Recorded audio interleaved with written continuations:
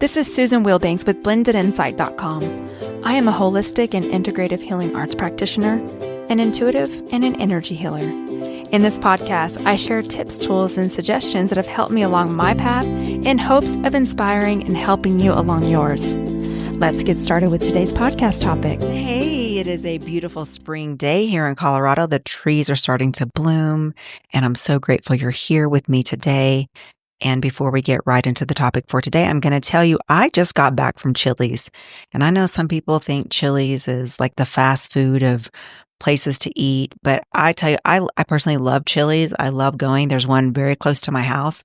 The thing is, it's the perfect metaphor for what we're going to talk about today is that I have no control with chips and salsa, also queso. I don't know what it is. Well, I kind of do, so I'm going to talk about it today. It's just, I can't even have it in the house. So if we get takeout, I just can't do it because I will just eat it and eat it and eat it, and it's ridiculous. And I started thinking about it. It's not really about the chips. Like, we all have triggers. We all have comforts, and it could be food. It could be online shopping. It could be scrolling endlessly on social media. Whatever it is, it's usually something that feels good in the moment. It's a little relief. It's a little escape, especially if things are feeling tight. And here's the thing I noticed both in my own life and in my work with energy is that when the external world feels like it's closing in, when there's pressure, uncertainty, financial stress, it's natural to try to compensate with something that gives you a quick sense of abundance or relief.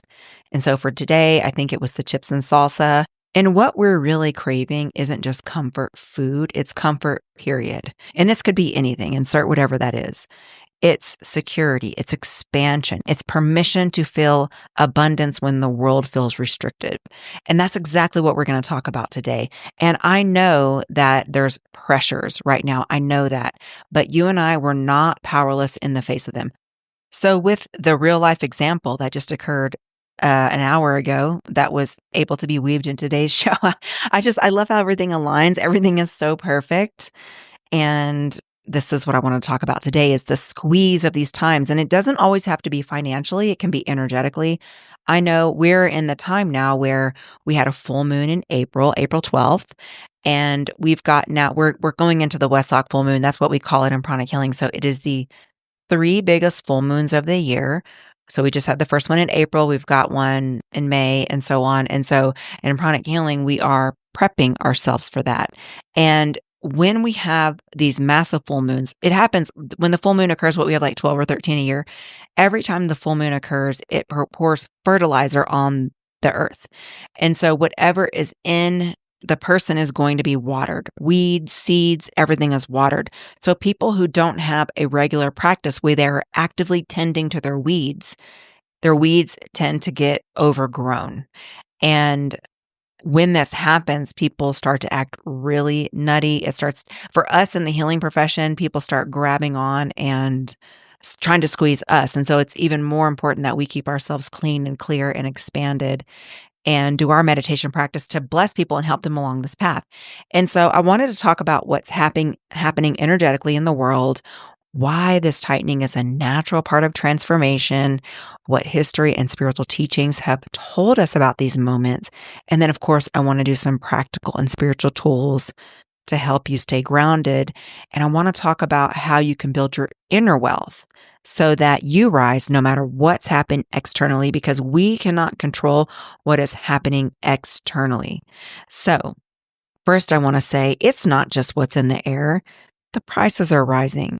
We have the pressure of daily life. And even if you personally aren't getting activated, when the world around us is getting activated, we're all in the same fishbowl. So it starts to affect everyone. This is why you want to make your aura as bright as possible and keep yourself as clean as possible so that you start to contribute to the lightening of the world and not the perpetual heaviness of the world. This is why we are so important. We're an important part of this picture. I know it can get tiring, but we serve an important purpose. And I know there's tariffs. Everywhere I go, people are talking about the political division. People are feeling squeezed between layoffs and wages that aren't keeping pace with costs. And I want to go deeper with this because what you're feeling isn't just economic, It's also energetic because when the world is starting to feel tight, it's very natural to feel like your dreams shrink, your options narrow, or your breath starts to shorten. Most people hold their breath and they breathe very, very shallow, which is why I am even more digging into my breath work and expanding even deeper because this is go time. This isn't the time for us to start to wane or start to shrink. This is our time to expand. This is when we're needed the most. In times of great uncertainty, it's the hope dealers. I consider myself a hope dealer because my hope isn't coming from myself. It's coming from something higher than myself. We need people that are open to hearing those truths and that are open to just carrying the energy within you. Don't you ever have the experiences where you just want to be around someone? Their energy and what they say just brings you comfort. It's the light that's inside them. It's the work that they're doing to be this beacon of light, this lantern of light that really helps people and gives them hope. And that's what we are here to do. This is my hope. This is what I want to do here, what I feel like my purpose is to do. So this is what I aspire to do every day. So this tightening is not the end of the story. It's part of a cycle. We contract before we expand. And that's what we're doing right now. So in the bigger energetic picture, in pranic healing, I've learned that energy follows cycles, just like your breath. You can't inhale forever. Eventually, you have to exhale. You can't exhale forever. Eventually, you're going to have to inhale. So there's an inhale and an exhale, an expansion and a contraction. And right now, we are in a global exhale. Systems that were bloated, unstable, unsustainable, they're being pressured to recalibrate. And this is how transformation happens. And if we look at history, every significant leap in human consciousness was preceded by tension. It was preceded by contraction. The Renaissance followed the Black Death. The Enlightenment came after the dark ages of suppression. Even the founding of the United States came after severe economic oppression and political unrest. So this is a cycle. And it's not just history, it's nature. The forest fires clear the undergrowth so that new life can reach the sunlight. The seed pushes through the darkness before it sprouts. The tide pulls back before it rises. Nature teaches us so much. I mean, right now, after this really just weird winter, finally the trees are starting to bloom and nature can just teach us so much about cycles. And the deeper that our sorrow carves into our being, the more joy we can contain.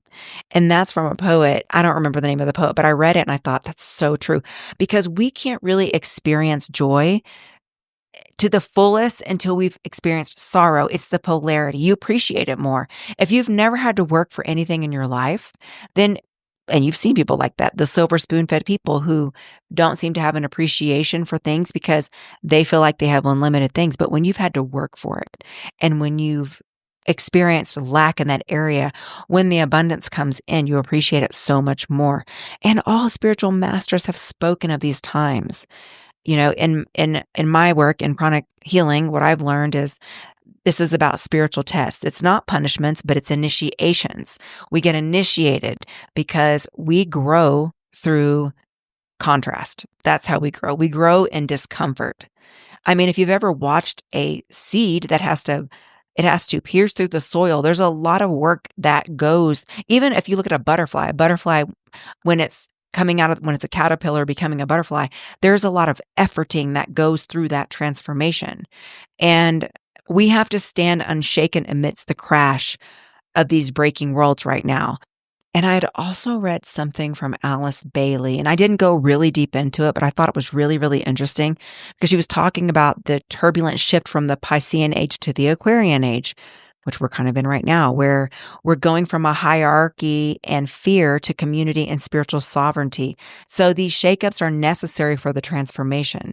And Christ taught us not to store the treasures on earth, where the moth and rust destroy, but to build our inner treasures, which is so important right now. What are the inner treasures? What is he talking about? Spirit, character, connection to the divine. Those things go with you. The things of the earth pass away, but these things go with you. So all of these traditions are pointing to the outer world may shake, but your inner world can remain steady. And that's what we're here to do. So let's bring this home to your life. The first thing I want to talk about is managing your energy like currency, because that's what it is. You only have so much energy to spend in any given moment and for any single day. So your energy is precious. So just be mindful. Every fear driven scroll on social media, every worry spiral, it's like spending your energy wastefully. The collective does this like crazy. I know it's easy to get hooked, but if you can just be conscious about where you're spending your energy and putting your energy into places that you want to see grow. And also, you don't just want to waste it, conserve it. Conserve it in a way that helps you to complete your mission on this earth and to add to the benefit of the planet and the hope of people. And the other thing I just wanted to offer is like taking a deep breath during the day, pausing, taking a deep breath, and just say to yourself, oh, okay, I'm going to spend my energy with wisdom. I'm going to invest in peace. And I've had to do that a lot over the last few months because when the world starts to get crazy, people want to just vomit their stuff on me. And I get it. We are the people that are out front. We're here to serve. We want to hold sacred space for people. But I also have to have my time to replenish and my time to do my practices so that I can show up and serve. So in those instances, I have to create some boundaries around my time, boundaries around my energy, and listen to my intuition. A lot of times with people frustrate their life with chaos, they're just running from themselves. They don't want to do their own work. And you got to have discernment in that. And thankfully, that's one of my gifts. And it's something that can be developed. The other thing is energy hygiene, cleansing your energy field. When people are really worried and anxious, the solar plexus accumulates all of that energy. So if you can take salt baths, purify your aura, I have so many things on my YouTube channel to help you here. You can even, if you're out and about, you can just visualize a bright light flooding your energy body. There's so many things that we can do with our mind. Invoking, obviously, we're not the ones doing it. We're asking for our spiritual help. We're asking for our guides, our archangels, holy angels to help us and be with us and help us heal. And they are there. You just have to ask. The other thing is every small act of grounded self-leadership builds your wealth. So celebrating your mini wins, like the micro wins. If you set a boundary that was tough, if you spoke up for yourself, celebrate that. Cook yourself a nourishing meal, move your body, do something that puts deposits into your energetic bank account. And it doesn't have to be big. It's not selfish. You know, I've talked about this before. A lot of times when we get on this path, there's this tendency to go overboard. A lot of times, though, it's because you've been depleted. And people that are energetically sensitive and we're out here to move mountains and do big things, we need that time to replenish because oftentimes there is nobody else replenishing us. We're the replenishers. And I will say that's been my pattern. I'm the replenisher. So everyone comes to me to pull. And so my inner circle, I have a few people in my inner circle that do the same type of work that I do. And we're always the ones giving and giving and giving. So when we come together, our energy boosts each other. I need those type of people in my life that don't drain me. You know, the other thing is I don't even know if they're doing it on purpose, but this was really big when I used to work in an office, is that when people would ask me to lunch, they don't want to go to lunch with me. They want to dump on me and get my opinion, but they don't really want my opinion. They want my insight. So even in the times where you're supposed to be resting and just being and enjoying, there's still this pull. And if you're listening to this, chances are that's you as well. So put your own energetic deposits back into you, whatever that is, because you are the one that's outpouring. And the higher energy always leaches out, not in a negative way, but we have more to give. So it's like if you're carrying around 2 gallons and you're spending time with someone that can only hold a quart, that quart is not going to fill your gallon. They just are incapable of doing it. But if you give them a quart out of your 2 gallon, it's not going to deplete you too much. You just have to make sure you fill that back up. So I hope that makes sense. So this is the other thing we tend to do as pleasers, as givers, is that we end up not just building reserves, but only emergency funds. And I don't mean physical, although it could be that too. Yeah, financial reserves matter, but I'm talking about your energetic reserves. They matter just as much. Carve moments of stillness into your day. You've got to rest your nervous system so that you can expand your capacity to hold solutions and opportunities. That's one of the things with me. I'm very structured. My weightlifting routine, my morning exercise, it's not just about my physical body. It's about creating the conditions for my physical body to first purge out the things from my sleep state, from my day that I don't need to hold, and also to create a vessel that can hold more energy so that I can show up and serve. So it's almost well, it is prepping myself. It's not almost, it's prepping myself to do what I'm here to do and do it in a big way. And if our nervous system is dysregulated, it's very difficult. This vessel is how we do the work. So we need to create the conditions so that we can receive the information and the insight and we can go out and do the work and do it the way that God wants us to do it. So that's another big thing. And the last thing for this that I wanted to offer is root in timeless values. And this is one of the big things that I've been talking about a lot is that when systems feel unstable, your values are your anchor. What are your values? Mine are generosity, diligence, compassion, faith. And one of the ways that you can set yourself up to put yourself in alignment with your values is, what is the highest expression of my energy today? And let that guide you more than any headline, more than anything that's going on in the world. What is the highest expression of my energy today? Because here's the thing, history repeats itself, and it doesn't repeat to punish, but it often repeats to teach. The Great Depression was followed by decades of innovation and middle class growth. So again, I just want to bring these higher teachings into our view to see that there is a plan. There is a divine plan. Even going back to post-World War II, the world saw unprecedented rebuilding and prosperity. So nature clears itself before regrowth. We know this. And what we are living through is uncomfortable. I know it. It's uncomfortable, but it is necessary purification. Artificial systems are collapsing. Hidden truths are coming to light. And collectively, we're being asked, what kind of world will you build next? And that brings us to you. You're not powerless in this moment. You are, in fact, profoundly powerful. I know it doesn't feel like it because we tend to feel like we're just out on an island by ourselves. But the thing is, you're not just an observer of the new earth rising. You are a co-creator of it. So we have to get ourselves into the space of imagining a world where wealth is measured in the depth of your peace, the integrity of your actions, the strength of your community. A world where we understand energy as currency, where we spend it wisely, where we invest in what is good, true, and lasting. Because the choices we make, they do have a ripple. We know that. So my invitation to you is just keep your eyes lifted, stay grounded in timeless truth, stay grounded in your values, care for your energy as you care for your bank account, and build your inner wealth that no market can devalue. How I choose to see situations and what I tell myself about it is up to me. I am thinking between these two ears. My spiritual practice, my connection to my source, that is on me. If I'm staying grounded in that, my body's going to perish. What I do in this life goes with me. So karma is real. We know that. So my goal is to not harm people, to help people, to create a legacy of kindness, healing, help, to break cycles, to move things in a healthier direction, to practice forgiveness. That's what I want. That's what I want my legacy to be. And I'm not perfect. It is a practice.